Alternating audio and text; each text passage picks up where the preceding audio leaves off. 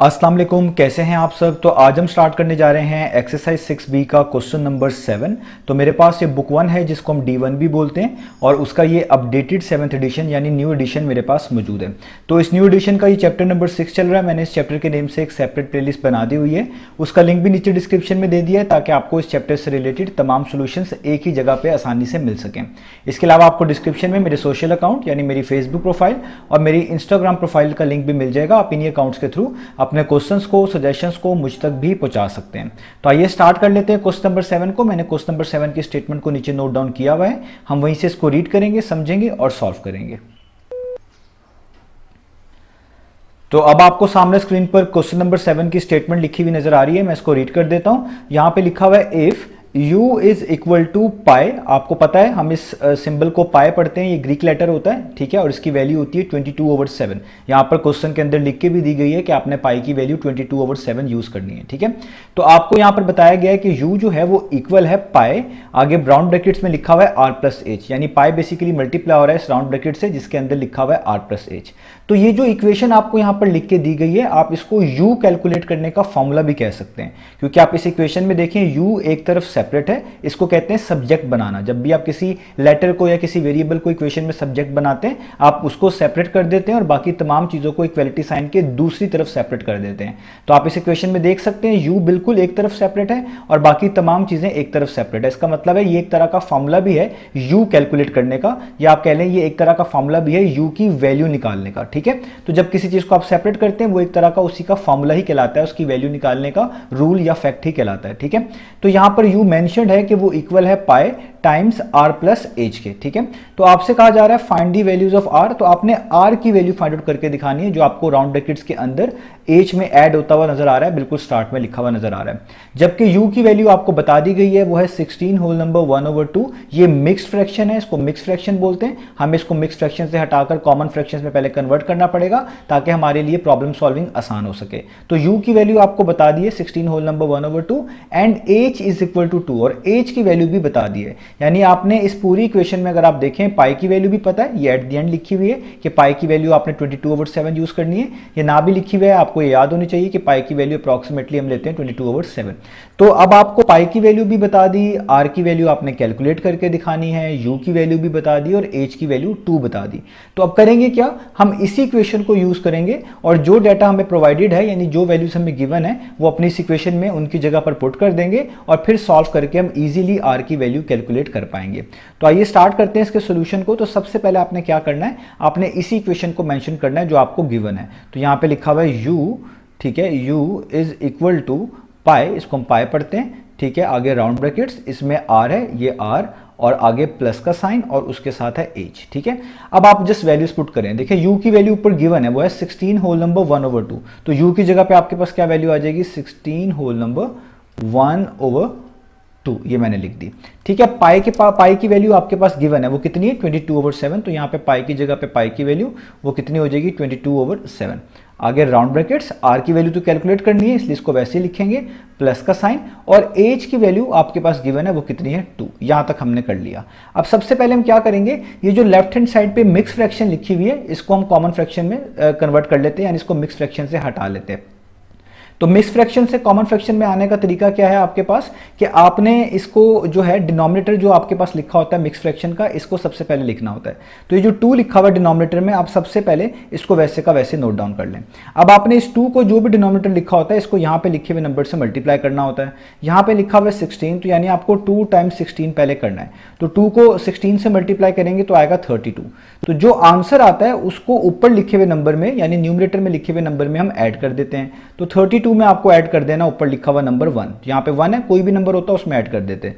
तो 32 + 1 कितना होता है 33, यानी ये चीज कन्वर्ट होगी इस फॉर्म में, इस फ्रैक्शन फॉर्म में जो क्या है 33/2। तो जब भी आपने मिक्स फ्रैक्शन आपके पास आए तो आप मिक्स फ्रैक्शन को इस तरह की फॉर्म में कन्वर्ट कर लेंगे इस प्रोसीजर से कि डिनोमिनेटर वैसे ही उतारेंगे, डिनोमिनेटर को साथ पे लिखे हुए नंबर से मल्टीप्लाई करेंगे और जो आंसर आएगा उसको ऊपर लिखे हुए नंबर में ऐड कर देंगे और यहाँ पर लिख देंगे जिस तरह मैंने लिख दिया। अब आगे चीज़ों को वैसे ही नोट डाउन कर लें, यहाँ पे आ गया 22/7 वैसे का वैसे ही, और यहाँ पे ब्रैकेट्स, यहाँ पे आ गया r+2 वैसे का वैसे ही, और यहाँ पर ब्रैकेट क्लोज। अब हमारा टास्क ये है कि हमने r को सेपरेट करना है, r को आइसोलेट बनाना है, क्योंकि r की वैल्यू निकालनी है। तो ये जितने भी आपको कॉन्स्टेंट्स लिखे हुए नजर आ रहे हैं ना, 22/7, ये 2 इसमें ऐड होता हुआ नजर आ रहा है, ये आपने स्टेप बाय स्टेप यहाँ से रिमूव करने, यहाँ से हटाने हैं, तभी आप r की वैल्यू आसानी से बता पाएंगे। अब यहाँ पर आपने एक बड़ी इंपॉर्टेंट चीज समझनी है। आप देखें ये कंप्लीट फ्रैक्शन इस कंप्लीट ब्रैकेट से मल्टीप्लाई हो रही है। ये जो फ्रैक्शन लिखी हुई है 22/7, ये कंप्लीटली मल्टीप्लाई हो रही है किससे, r+2 से। इसके आगे राउंड ब्रैकेट्स है, इसका मतलब है 22/7 इस कंप्लीट राउंड ब्रैकेट से एक तरह की मल्टीप्लाई हो रही है, और इसका मतलब हम यही लेंगे कि जब ब्रैकेट्स खोलेंगे तो 22/7 अंदर लिखी हुई तमाम टर्म से मल्टीप्लाई हो जाएगा। तो जब भी कोई फ्रैक्शन या कोई नंबर किसी राउंड ब्रैकेट से इस तरह के सिनेरियो में मल्टीप्लाई हो रहा हो, तो आप इस 22/7 को यहां से हटा सकते हैं। आप इसको कैसे हटा सकते हैं, ये चीज पूरी यहां पर मल्टीप्लाई हो रही है, तो जो चीज एक तरफ मल्टीप्लाई हो रही हो, जब आप उसको इक्वालिटी साइन के दूसरी तरफ भेजेंगे, यानी लेफ्ट हैंड साइड की तरफ मूव करेंगे, तो वहां पर जाकर वो डिवाइड हो जाती है। तो ये रूल्स आपने याद रखने हैं कि एक चीज अगर एक साइड पे मल्टीप्लाई हो रही है इक्वेशन के, तो वो दूसरी तरफ जाकर डिवाइड हो जाती है। अगर वो ऐड हो रही है तो हम उसको कहते हैं वो दूसरी तरफ जाकर सब्ट्रैक्ट हो जाएगी। तो इस तरीके से हम चीजों को लेकर चलते हैं।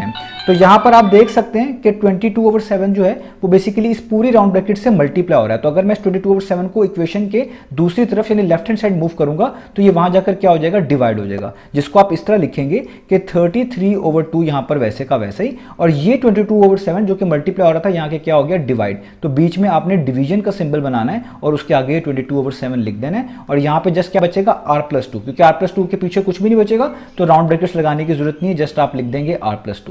ये ऐसी ही बात है कि जैसे अगर आपके पास यहाँ पे 5 लिखा होता फॉर एग्जांपल और उधर 3 लिखा होता, यहाँ पे मिसाल के तौर पे कुछ भी चीज मेंशन्ड है, तो ये 5 वहां जाकर डिवाइड होता तो इस तरह लिखा जाता 3/5। बस फर्क ये इस बार कि क्योंकि ये भी एक फ्रैक्शन है, ये भी एक फ्रैक्शन है, तो इस तरह लाइन डालकर लिखने से बेहतर है मैं बीच में डिवीजन का सिंबल यूज करके लिख लूं। अदरवाइज आप इसको ऐसे भी लिख सकते हैं कि 33/2 ऊपर लिखें, एक इस तरह लंबी सारी लाइन डालें और उसके नीचे 22/7 लिख दें। इसका मतलब भी यही है कि आपने 33/2 को डिवाइड किया 22/7 से, क्योंकि ये लिखना जरा मुनासिब नहीं होता, ये स्पेस भी ज्यादा लेता है, कंफ्यूजन भी ज्यादा हो जाती है। तो मैंने इसलिए इस लाइन की जगह पे डिवीजन का सिंबल यूज कर लिया है आपको समझाने के लिए, क्योंकि ये डिवाइड ही हो रहा होता है। अदरवाइज आप क्रॉस मल्टीप्लिकेशन करके भी इसको सॉल्व कर सकते हैं, और भी डिफरेंट मेथड अवेलेबल है जिससे आप सॉल्व कर सकते हैं, लेकिन मेरी नजर में सबसे आसान और कन्वीनियंट यही रहता है। तो मैंने 22/7 जो यहाँ पे मल्टीप्लाई हो रहा था, इसको यहाँ पर लाकर डिवाइड कर दिया, डिवीजन का सिंबल बीच में डाल दिया। आप दोनों तरफ 22/7 से डिवाइड करते तब भी आपको यही इक्वेशन मिलती। अब आप आगे सॉल्व करें तो देखिए यहाँ पे लिखा हुआ है 33/2।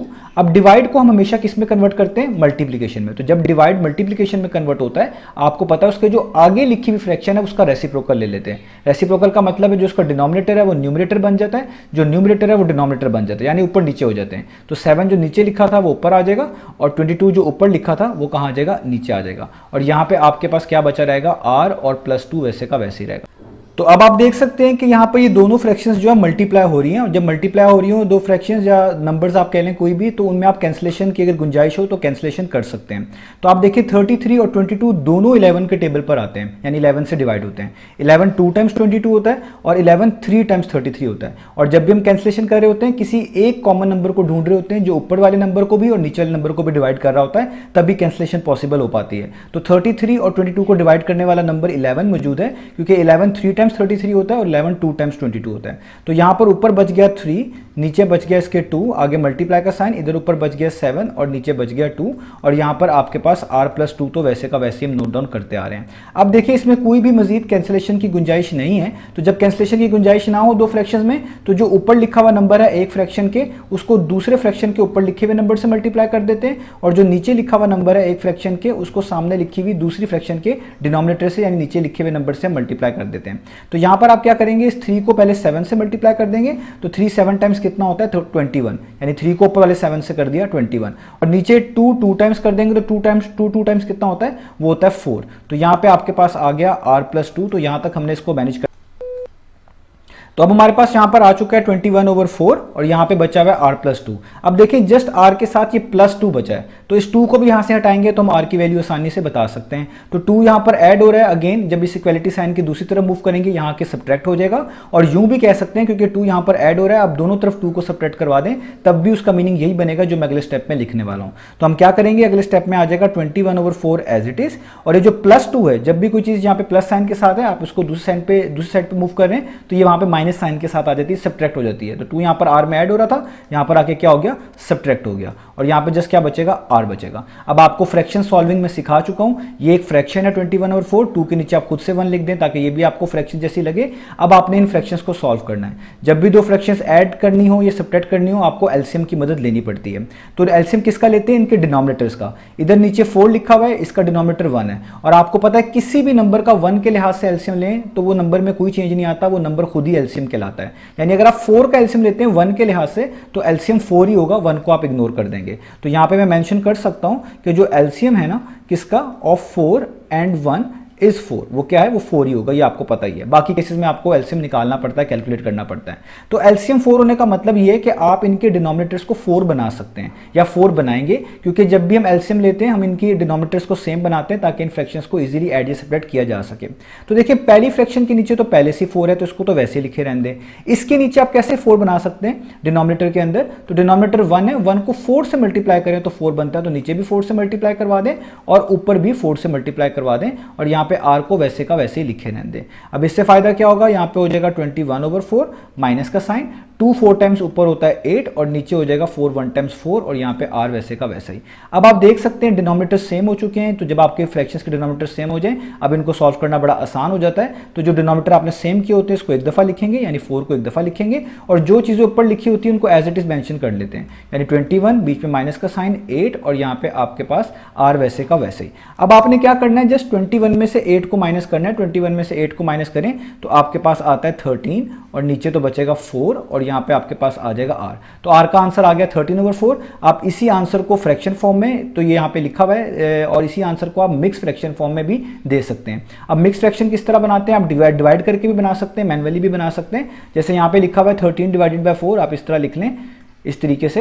तो अब आप देखें 4 को किससे मल्टीप्लाई करेंगे कि 13 या 13 के पास पास आए, तो आपको पता है 4 3 टाइम्स होता है, वो कितना होता है 12, और 13 में से 12 को माइनस कर देंगे तो आंसर क्या बचता है 1, यानी ये रिमाइंडर है। तो जब यहाँ तक आप कर लें इसी से आपकी मिक्स फ्रैक्शन बन जाएगी। तो आपने क्या करना होता है, डिनोमिनेटर को वैसे लिखना होता है, तो नीचे 4 है इसको वैसे लिखें, ये यहाँ पर आएगा, और जिस चीज़ से आपने ऊपर मल्टीप्लाई करवाया था जो कि आपका क्वोशंट है उसको आपने लिखना है यहाँ पर, तो 3 यहाँ पे लिखें, और जो रिमाइंडर होता है आपका उसको यहाँ पर न्यूमरेटर में लिख दें। तो ये इसकी मिक्स फॉर्म बन जाती है या मिक्स फ्रैक्शन फॉर्म बन जाती है। तो हमारे इस क्वेश्चन का आंसर आ गया, r की वैल्यू आ गई कि वो है 3 होल नंबर 1/4, यही हमने कैलकुलेट करके दिखानी थी। तो उम्मीद है आपको ये क्वेश्चन समझ आया होगा। इंशाल्लाह नेक्स्ट वीडियो में मिलेंगे बाकी सॉल्यूशंस के साथ।